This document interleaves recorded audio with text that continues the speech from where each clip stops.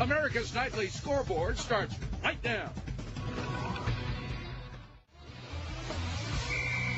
A stealth attack on the CIA. That story topping tonight's 2-minute drill. Let's welcome our panel. FDN Financial's Lindsay Beggs, AOL.com small business editor Ron Kurtz, Fox News contributor Monica Crowley, can be seen on the side. There she is, full screen.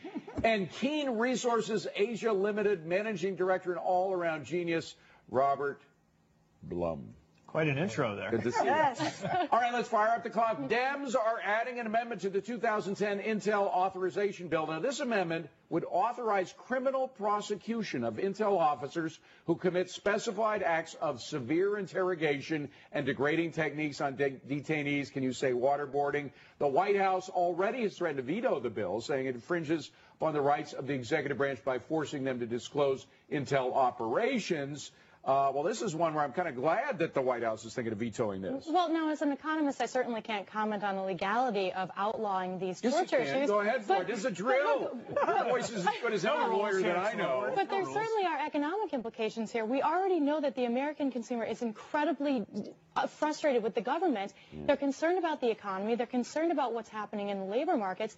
And now this is undermining any sort of confidence they have in the government to protect them. It's a snide, nasty way to insult the CIA. You know what? I have no idea what the Democrats are thinking. After the blowback of all of the decisions on counterterrorism, from bringing Khalid Sheikh Mohammed to New York, civilian trials, closing Guantanamo Bay.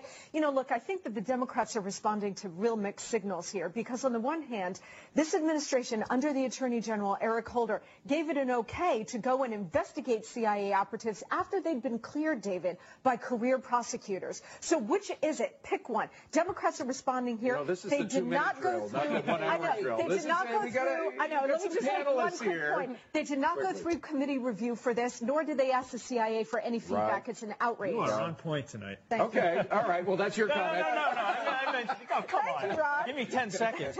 No, I mean, they're all at Blair House, so when the cat's away, the mice will play. They're trying to get away with this. I think it sounds like the White House is going to veto it for the right reasons. All right. I got an economic point. Who gets credit for preventing a dirty bomb? We never had a dirty bomb that would immobilize portions of major American cities and put holes in the American economy for all the years that there would be any meaningful present value. We'll never know.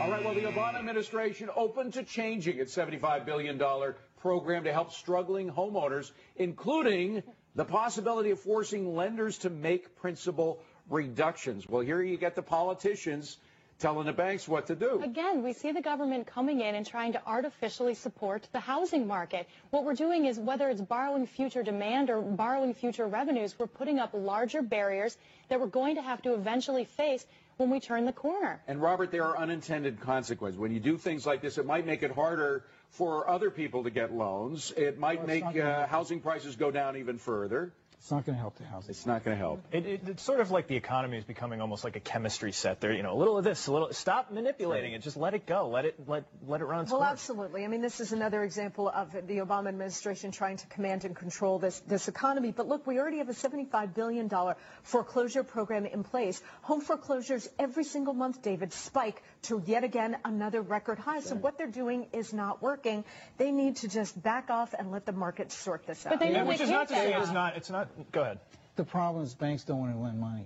Okay, this isn't going to encourage them. Boy, did you notice how everybody stepped back when you jumped in? Like the Nobel Prize winner. The problem is they've already thrown so much money in an attempt to support the housing market that at this point they don't know if they stop giving money to the market, whether or not that's going to undermine the overall economic recovery. There's so much pain in their defense, I mean, they're in a tough position because there are people legitimately struggling that they're trying to help. Manipulating it may not be the best way. But they should have never been in homes in the first place. These are the renters of the American economy that were shoehorned into exacerbating the situation. Well, suddenly questions about the viability of the European Union and the euro growing a little more legitimate. The Greek debt crisis not going away. Spain, at least according to the Wall Street Journal today, not far behind. Will Greece start a domino effect that will kill the euro? And what will happen to the dollar then? Robert? This is good for the dollar for now. Why is it good for the dollar? It took Bernanke off the hook. We can continue now. We don't have the inflation. Because when the euro goes down, the dollar goes up. That's right. With the dollar, a weak dollar, this is bad for inflation, so I'm putting pressure on the Fed. Is it good for the economy, though? Some people say, hey, our exports will go down because the dollar's more expensive. Well, you got labor issues, and that's going to put even more pressure on Obama to go after the Chinese to get them to revalue in order to protect America. But it lets Bernanke off the hook for right. a while. I think short term, like you said, I think it's probably a good thing. But looking at the whole situation with the European Union, I mean, you're looking at a Greek bailout potentially now, and we kind of learned our lesson with bailouts. We usually don't pay attention to what happens in Europe until it's a disaster, like the Nazis coming to power or whatever. Even then, we didn't come to the rescue of Europe for 4 or 5 years. No, and what I think the fear is that Greece is the first domino, and it will lead to Spain, perhaps Portugal, perhaps Italy, perhaps Ireland, that there are a number of European Union members who could suffer this kind of extreme debt crisis. Well, if you get 2 or 3 pulling out of the euro because they want to fiddle with their monetary policy, the euro is essentially dead, isn't it? Well, and that's one of the problems. They backed themselves into a corner. If we do see Greece pull out, then we could see the European Union collapse. On the other hand, as we pointed out, if we see them support their debt, or if we see someone step in and support them, Portugal, Spain, and this also underlines how difficult it is for an economy to be based on deficit spending. We should turn the camera right on ourselves and look at what's going to happen Get your act together, folks. All you have to do is cut government. David, there's a huge lesson for the United States here, because you hear this line from the Democrats constantly that deficit spending will encourage economic growth. If that were true, Greece would be booming. All right, coming up on deck, he is a Hall of Famer and the first big-time sports agent, Donald Dell. He's the man behind Michael Jordan, Arthur Ashe, Patrick Ewing, a whole bunch of folks. He's joining us right here on Scoreboard. And the Bipartisan Healthcare Summit. Was it a buy, sell, or hold? 369-249. Your answer's coming up.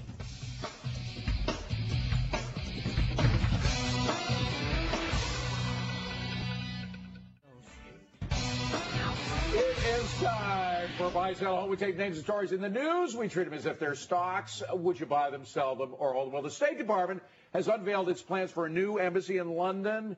Problem is, this expensive crystal fortress features a 100-foot moat, and it costs $1 billion in London. $1 billion, the most expensive embassy ever built, even more than the one in Iraq, in an area of the biggest deficits ever. The $1 billion embassy, a buy, sell, or hold. This is a sell. Why do we keep spending? Where are we getting all this money from? Well, we're borrowing it from the Chinese, your buddies, Robert. Turn it the other way around. He is the absent-minded professor. That's his watch here. Only porn stars and Robert have it the wrong way. But you say it's a sell. I don't know how to top that, but it looks really cool. But I don't know if we should be. It costs $1 billion to build another sell. Stadium, I think. We love the British. They're very close and valued allies. But come on, $1 billion? What recession, David? Rent a place on the east side of London for a sell. Robert, what is that? It's an echo of the real estate bubble. That's right. It's an echo of the real estate bubble, whatever that means. These professors, I can't figure them out. They've got reasoning of which reason knows nothing. Well, Whitney Houston opened a new tour in Australia, and according to fans who attended, they paid up to $150 a ticket, by the way. It was a total waste of money. Take a listen.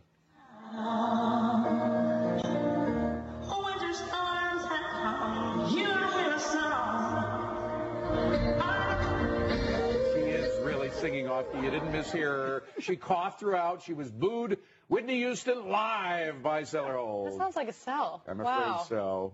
Washed up on drugs. Liza Minnelli, deja vu. Whoa! We don't have any evidence to support that, but anyway. I think I've heard you sing better than that. All right, Sal. That vocal instrument has seen better days. I'm afraid so. But it could make a comeback. Let's hope it does. I say Sal. Scoreboard says... All right, so Sal. Quickly, Scott Brown may be taking on President Obama. Brown has challenged the president to a charity basketball game in Springfield. What do you think of the matchup? Buy, sell, or hold? I think this is great. We need the checks and balance, not necessarily in a basketball game, but... One buy. Buy. Pre-play presidential election. Pre-play presidential election, yeah, might happen. I think they should bet the health care bill. Okay, a buy. Bet the health care bill. I like that idea. The Obama versus the brownie. I'm taking the brownie. All right, I say it's a buy, too. The matchup and Scoreboard says it's a ka-ching. All right, the Healthcare Summit. Is it a buy, sell, or hold, Lindsay? This is a sell. It was completely disingenuous. It was not bipartisan. He was not reaching across the aisle. It was certainly for just a... Tough medicine from Lindsay. Buy, sell, or hold, Professor. So, a yawner.